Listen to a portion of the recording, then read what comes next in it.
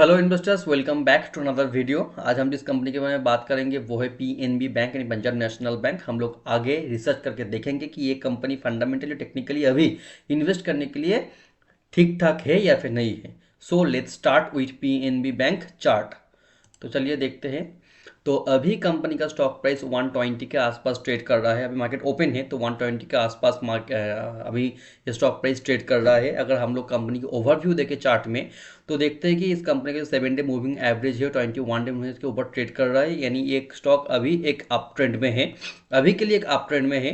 और अगर हम उसी के साथ कंपनी के अगर वॉल्यूम देखें तो पिछले कुछ दिनों से अच्छा खासे वॉल्यूम के साथ इस कंपनी में बाइंग हुआ है। ग्रीन वॉल्यूम बहुत ज़्यादा है, यानी बाइंग अच्छी तरीके से हुआ है, जिस वजह से स्टॉक प्राइस ऊपर भी गया है और अप ट्रेंड में भी है। और अभी आपको पता है कि पीएसयू सेक्टर की हर एक बैंक की शायद अप ट्रेंड में है बहुत दिनों से, और पीएनबी बैंक तो बहुत दिनों से ही अप ट्रेंड में है। ये 25 के आसपास से ये स्टॉक प्राइस एक अप ट्रेंड में था, उसके बाद एक अच्छा खासा करेक्शन लिया, उसके बाद फिर से यहाँ तक आया। तो चलिए आगे देखते हैं कि आज की सिनेरियो में कंपनी क्या कह रहा है।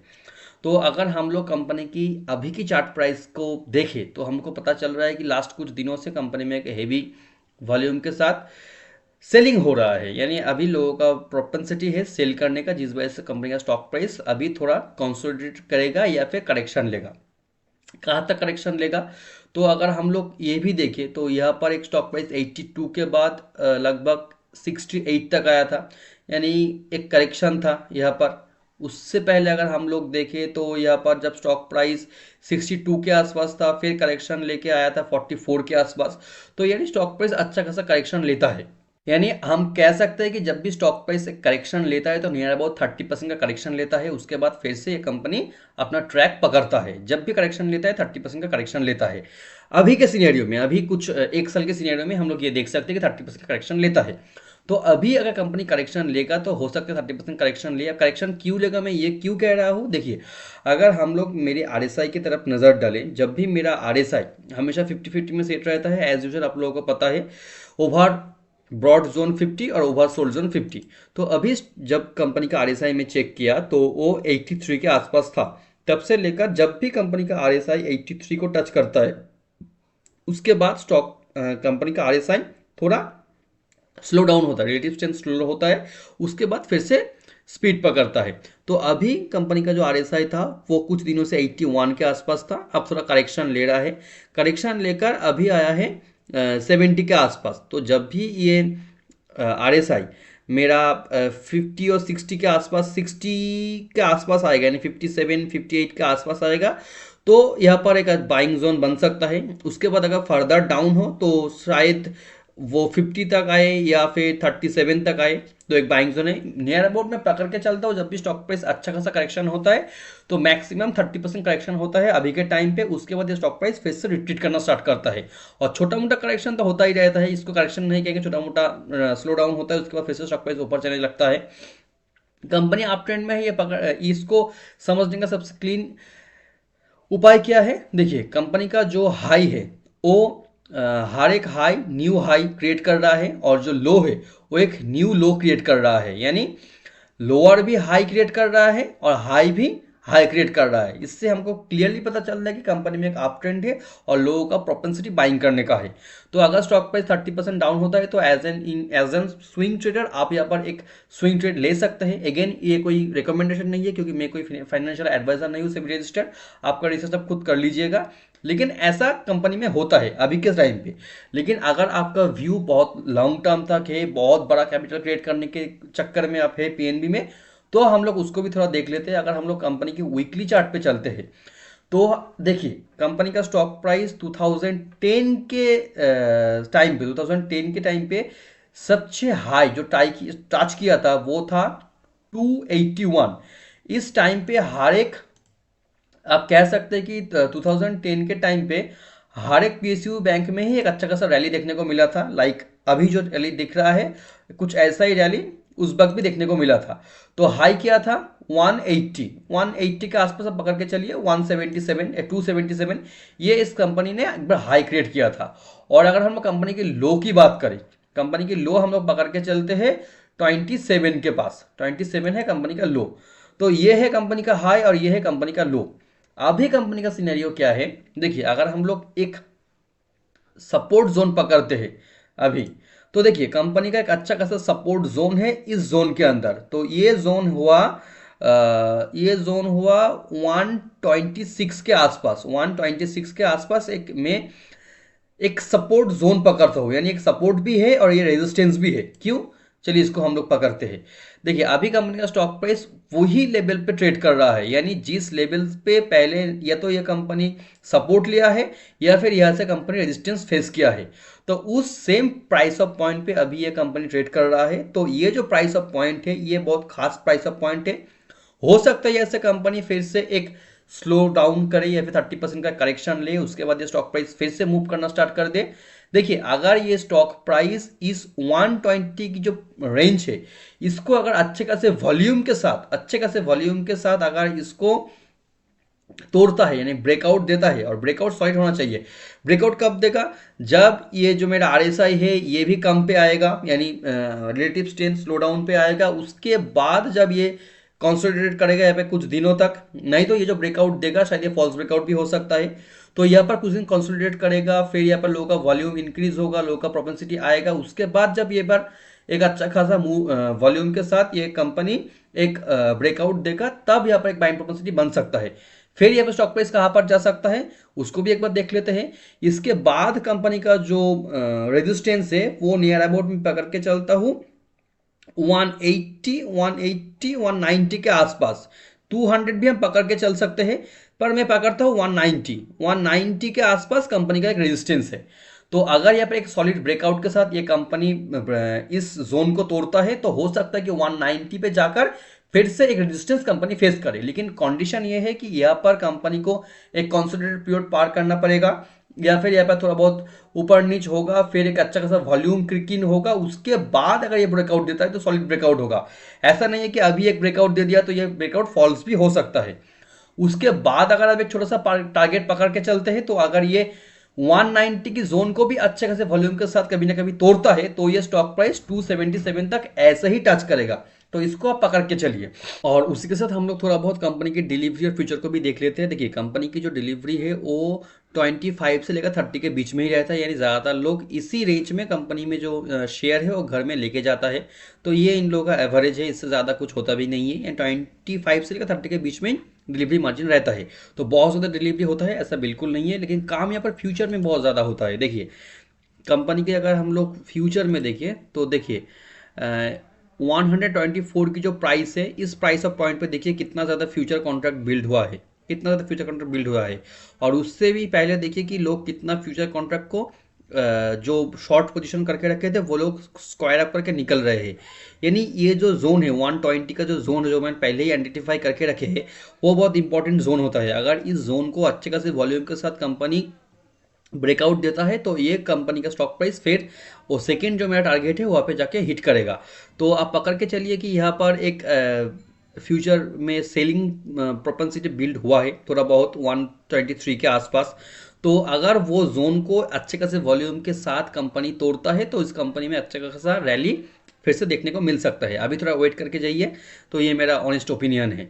तो ये है कंपनी का एक टेक्निकल एनालिसिस जो according to my own research और माय ओन थॉट, ये कोई रिकमेंडेशन नहीं है, मैं अपना खुद का एक ओपिनियन शेयर किया। आप देखते हैं कि फंडामेंटली कंपनी कितना स्ट्रांग है और कितना रेलिवेंट है, इन्वेस्ट करने लायक है भी या फिर नहीं।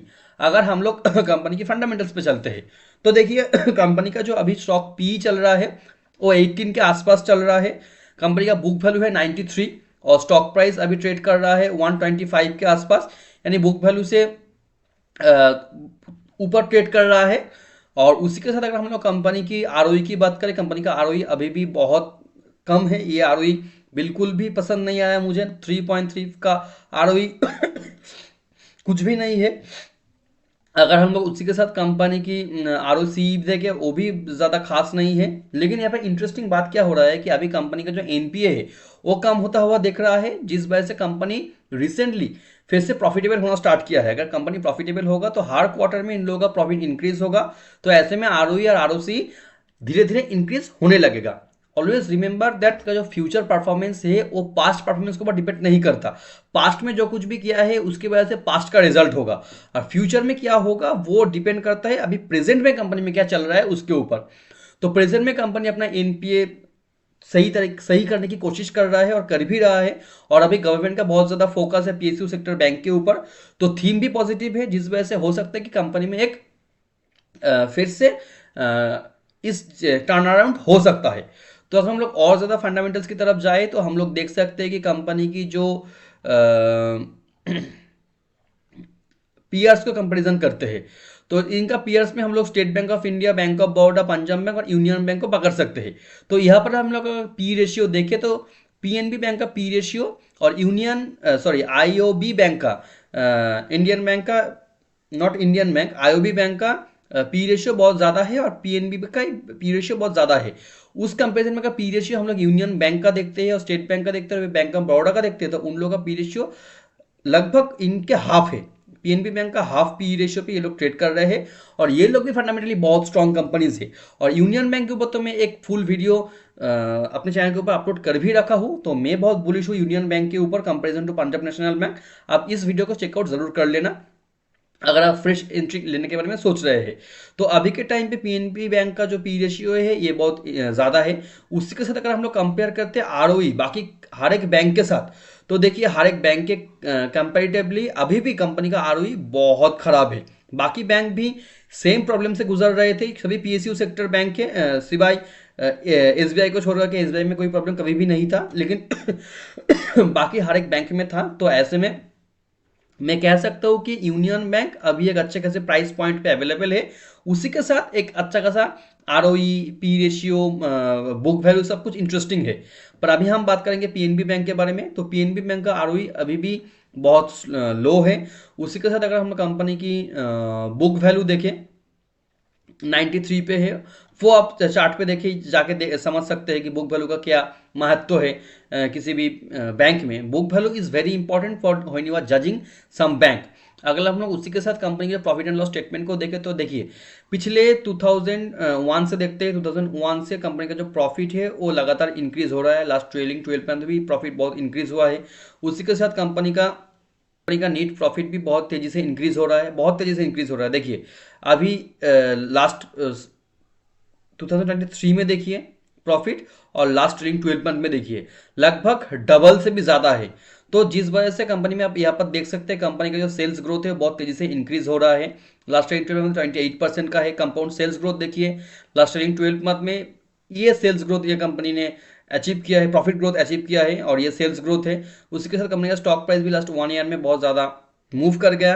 कंपनी का रिटर्न ऑन इक्विटी अभी भी अच्छा नहीं है, लेकिन अब धीरे धीरे कंपनी का रिटर्न ऑन इक्विटी भी अच्छा होगा क्योंकि सब कुछ इंप्रूव हो रहा है। फिर भी कंपनी को एक अच्छा खासा करेक्शन देना चाहिए, क्योंकि अगर करेक्शन नहीं देगा तो कंपनी का स्टॉक भी बहुत हाई दिखा रहा है बाकी उनकी कंपटीटर की कंपैरिजन में। तो मैं कहूंगा कि एक अच्छा खासा अगर करेक्शन हो उसके बाद आप फ्रेश एंट्री ले सकते हैं। अगेन ये कोई रिकमेंडेशन नहीं है। अगर कंपनी की बैलेंस शीट की बात करें तो कंपनी का जो टोटल एसेट है वो लगातार इंक्रीज हो रहा है। अब लास्ट कुछ सालों से देखिए कंपनी का जो टोटल एसेट है वो कंटिन्यूसली इंक्रीज हो रहा है। कंपनी की जो रिजर्व्स है वो भी इंक्रीज हो रहा है, यानी बैलेंस शीट पॉजिटिव इशारा कर रहा है। उसी के साथ अगर हम लोग कंपनी की जो शेयर होल्डिंग पैटर्न है हम उसको चेक करते हैं तो देखिए लास्ट 1 ईयर में कंपनी ने एफआईआई ने यहाँ पर थोड़ा सा अपना स्टेक इंक्रीज किया है, डीआईआई ने भी अपना स्टेक हल्का हल्का करके इंक्रीज कर रहा है, और उसी के साथ पब्लिक होल्डिंग थोड़ा कम हुआ है, यानी एक स्मार्ट मनी इस कंपनी के अंदर इंक्रीज हो रहा है। लेकिन अगेन मैं कह रहा हूँ कि ये कंपनी अभी भी फंडामेंटली बहुत ज़्यादा स्ट्रांग है, मैं ये नहीं कह सकता, क्योंकि फंडामेंटली अभी कंपनी का जो हालत है उसके कंपैरिजन में अगर मैं कहूँ कंपनी का जो स्टॉक का प्राइस है वो बहुत एक्सपेंसिव हो चुका है। उस कंपैरिजन में यूनियन बैंक बहुत अच्छा खासा लेवल पे ट्रेड कर रहा है। और अगर हम लोग कंपनी के एनुअल रिपोर्ट पे चलते हैं तो शायद आपको एक चीज़ देखना चाहिए। देखिए मैं हमेशा कहता हूँ कि कंपनी के एनुअल रिपोर्ट में हमेशा मैं मैनेजमेंट डिस्कशन को पढ़ता हूँ। तो अगर मैनेजमेंट डिस्कशन में इस कंपनी को ओपन करता हूँ तो मैं देखता हूँ कि बहुत ज़्यादा फोकस किया जा रहा है एग्रीकल्चर लोन के ऊपर, यानी पीएनबी बैंक बहुत ज़्यादा एग्रीकल्चर लोन के ऊपर फोकस कर रहा है। सब गवर्नमेंट का प्रेशर भी है इन लोगों के पास कि एग्रीकल्चर लोन पे ज़्यादा फोकस करें। उसी के साथ एमएसएमई लोन, जो गवर्नमेंट ने बोला भी है कि एमएसएमई लोन में बहुत ज़्यादा ये लोग फोकस करेंगे, हर एक पीएसयू सेक्टर एमएसएमई लोन में, ये देखिए एमएसएमई लोन पे ये लोग बहुत ज़्यादा फोकस कर रहे हैं। और अगर मैं कहूँ उसके साथ मुद्रा लोन पे भी ये लोगों का फोकस है।